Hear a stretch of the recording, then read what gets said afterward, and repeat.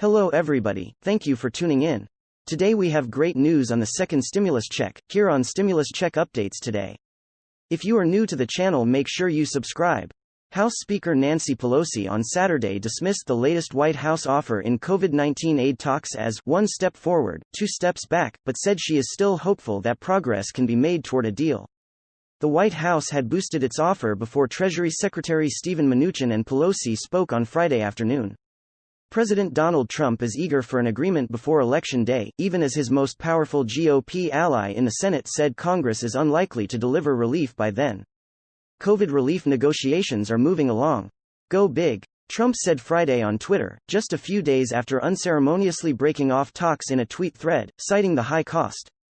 A GOP aide familiar with the new offer said it was about $1.8 trillion, with a key state and local fiscal relief component moving from $250 billion to at least $300 billion. The White House says its most recent offer before that was about $1.6 trillion. The aide was not authorized to publicly discuss private negotiations and spoke on condition of anonymity. Pelosi's most recent public offer was about $2.2 trillion, though that included a business tax increase that Republicans won't go for. I would like to see a bigger stimulus package than either the Democrats or Republicans are offering, Trump said on Rush Limbaugh's radio show Friday. Earlier in the week, Trump lambasted Democrats for their demands on an aid bill. Mnuchin's latest offer also got a roasting from GOP senators, who weighed in on a conference call Saturday morning, according to a Republican familiar with the call who was not authorized to discuss the call publicly and spoke on condition of anonymity. Many conservatives are skeptical of so much deficit-financed aid in the first place, and Pelosi sought provisions such as expanding eligibility for the Affordable Care Act landed with a thud. In a letter Saturday to colleagues, Pelosi said, "This proposal amounted to one step forward, two steps back." When the president talks about wanting a bigger relief package, his proposal appears to mean that he wants more money at his discretion to grant or withhold. She said that while his administration attempted to address some of the Democratic concerns, disagreement remained on many priorities and Democrats are awaiting language on several provisions. Despite these unaddressed concerns, I remain hopeful that yesterday's developments will move us closer to an agreement on a relief package that addresses the health and economic crisis facing America's families, Pelosi's letter said. But GOP Senate Majority Leader Mitch McConnell had told an audience in Kentucky that he didn't see a deal coming together soon out of a murky situation in which the participants in the negotiations are elbowing for political advantage. "I'd like to see us rise above that like we did in March and April, but I think it's unlikely in the next 3 weeks," McConnell said Friday.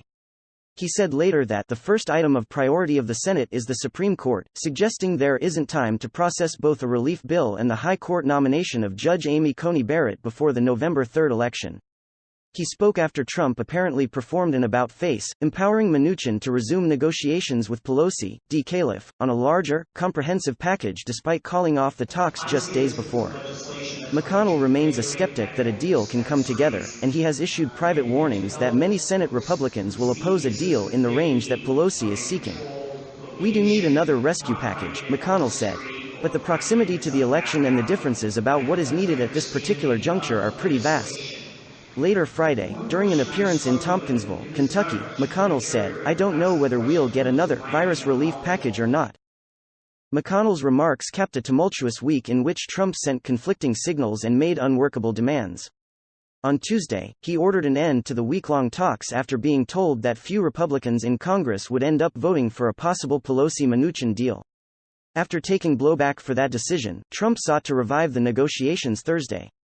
Yet even as Mnuchin was re-engaging with Pelosi, staffers in the White House, working under Chief of Staff Mark Meadows, a key negotiator, were issuing demands for a smaller package stuffed with Trump's priorities.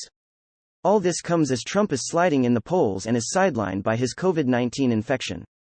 The White House is short-staffed and dealing with infections among its employees. And the president and Pelosi are attacking each other's mental health. McConnell says he is open to resuming the negotiations in a post-election lame duck session, but that prospect is murky as well.